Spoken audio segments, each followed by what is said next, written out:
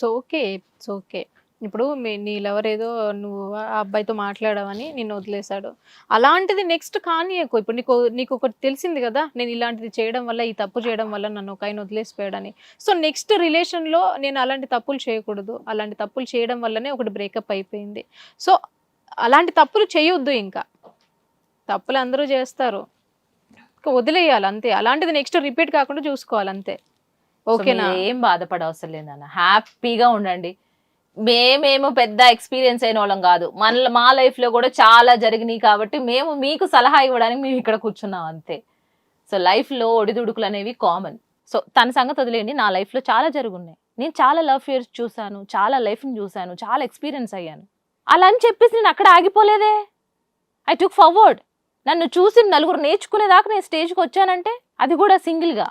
ఈ పరిస్థితుల్లో నీ తల్లిదండ్రులు కానీ ఎవరు కానీ నీకు సపోర్ట్ చేయకపోతే, నీ ఫ్రెండ్స్, కనీసం ఫ్రెండ్స్, ఫ్యామిలీ లేదు, ఫ్రెండ్స్ అయినా సపోర్ట్ ఇవ్వాలి కదా. Anybody is there to support you. ఏమొచ్చినా ఎవరొచ్చినా లైఫ్లో సపోర్ట్ అనేది లేకపోతే ఒక అమ్మాయికి ఎదగడానికి చాలా కష్టపడాలి, చాలా తప్పులు చేయాల్సి వస్తుంది ఎదగడానికి. ఆ టైంలో ఎవరైనా బ్యాక్ సపోర్ట్ లేకపోతే అమ్మాయి ఎదగాలనుకున్నప్పుడు దించాల్సి, అంటే వెనకాల పిచ్చింగ్, బ్యాక్ పిచ్చింగ్, యూనో, దీన్ని ఎలాగైనా లాగాలి, దీన్ని ఎలాగైనా నా దగ్గర తెచ్చుకోవాలి. లేదంటే ఒక జాబ్ కోసం వెళ్తే ఓకే, జాబ్ కోసం కావాలంటే నాకు కావాల్సింది నాకు ఇవ్వు. ఇట్లాంటివి నేను చెప్తున్నాను. చాలా మంది తొక్కేస్తూ ఉంటారు. సో అవన్నీ ఎదుర్కోవాలి. సో ఇవన్నీ ఎందుకు కానీ, చాలా చిన్న వయసురా మీది.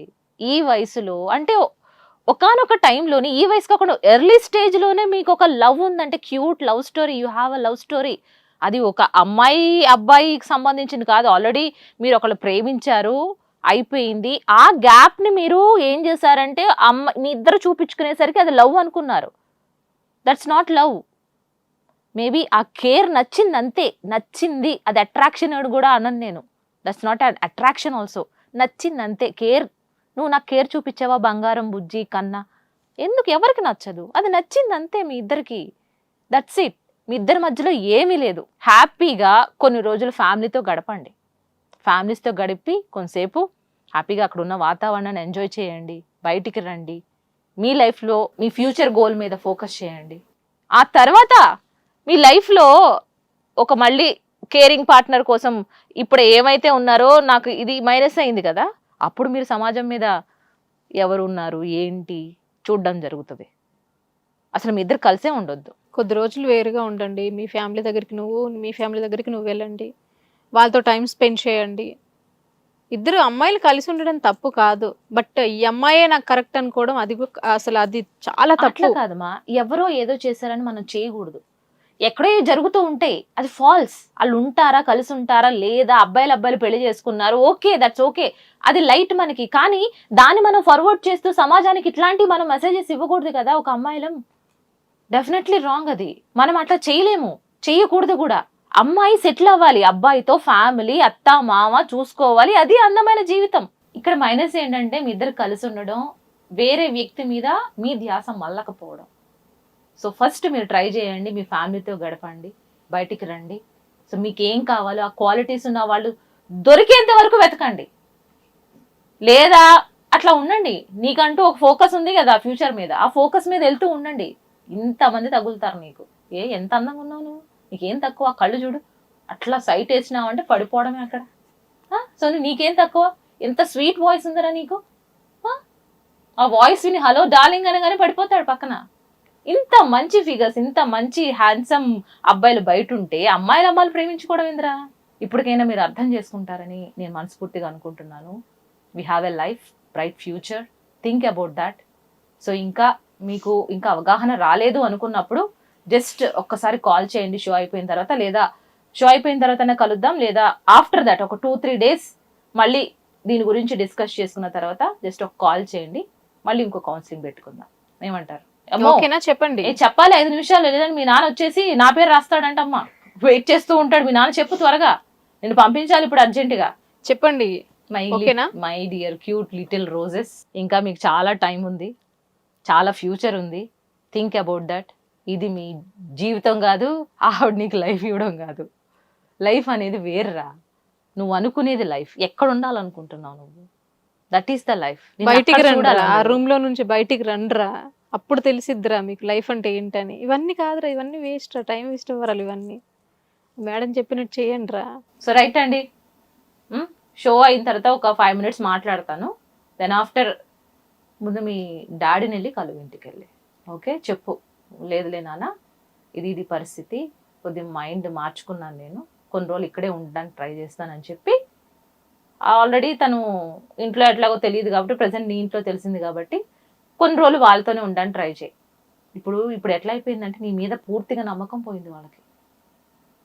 ఆల్రెడీ ఒక బ్రేకప్ అయింది, ఇప్పుడు ఏంటి అమ్మాయిని పెళ్లి చేసుకుంటానంటుంది. అసలు నువ్వు మంచిగా ఉన్నావు, లేదు తీసుకెళ్లి హాస్పిటల్లో పడేస్తారేమో. ఇప్పుడు నాకు అది భయంగా ఉంది, ఎందుకు అనవసరంగా కాల్ చేసేనా. ఇక్కడ వరకు ఇంత సైలెంట్ గా ఉంటారు, నేను చెప్పే మాటలు ఒప్పుకుంటారు అని తెలియక ముందు కాల్ చేసిన నేను.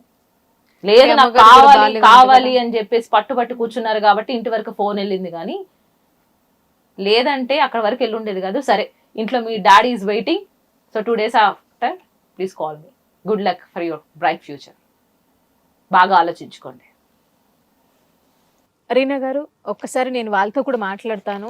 జస్ట్ అది అట్రాక్షన్ కూడా కాదు, ఆ అమ్మాయికి లవ్ బ్రేకప్ అయింది కాబట్టి ఇద్దరు బ్రేకప్ లోనే ఉన్నారు. ఒక ప్రేమగా మాట్లాడే మాటలు, కొంచెం కేరింగ్ కావాలనుకున్నారు, అదే వాళ్ళు ప్రేమ అనుకొని ఆమె లైఫ్ పార్ట్నర్ అనుకొని ఫిక్స్ అయిపోయారు. నేను ఒకసారి వాళ్ళతో మాట్లాడి సో మళ్ళీ తెలుసుకుందాం ఆఫ్టర్ ఒక లైక్ 3-4 days తర్వాత ఎలా ఉంది పరిస్థితి అని నేను ఒకసారి వాళ్ళతో మాట్లాడతాను. సో ఓకే కదా, విన్నారు కదా, టైం తీసుకోండి, మీ పేరెంట్స్ దగ్గరికి వెళ్ళండి, మాట్లాడండి. మీ పేరెంట్స్కి ఎట్లా తెలియదు కాబట్టి వెళ్ళి ఒక కొంచెం టైం స్పెండ్ చేయండి. మళ్ళీ ఈ ఫీలింగ్ రాకుండా ఉంటుంది మీకు. జస్ట్ ఇది అట్రాక్షన్ కూడా కాదు, ఇద్దరు బ్రేకప్ అయి ఉన్నారు కాబట్టి ఆ బాధలో ఆమె నువ్వు ప్రేమ చూపించడం, ఆమె నీ మీద ప్రేమ చూపించడం, అదే జస్ట్ ప్రేమ అనుకున్నారు, అది కాదు. ఓకేనా? సో ఇంటికి వెళ్ళండి, హ్యాపీగా ఉండండి. సో నెక్స్ట్ మళ్ళీ మేము ఫోన్ చేసినప్పుడు ఈ మాటలు చెప్పకూడదు. ఓకేనా? ఓకే కదా, చెప్పండి. ఓకేనా? Yes sir no? ఇంకా ఆలోచిస్తావేంటి సోని?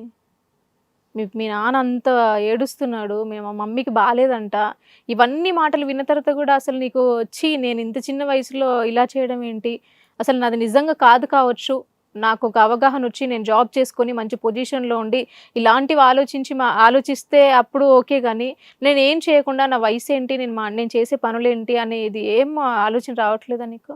ఓకే కదా, ఇంటికి వెళ్ళండి, మీ నాన్న వాళ్ళతో స్పెండ్ చేయండి ఫ్యామిలీతో. ఓకేనా?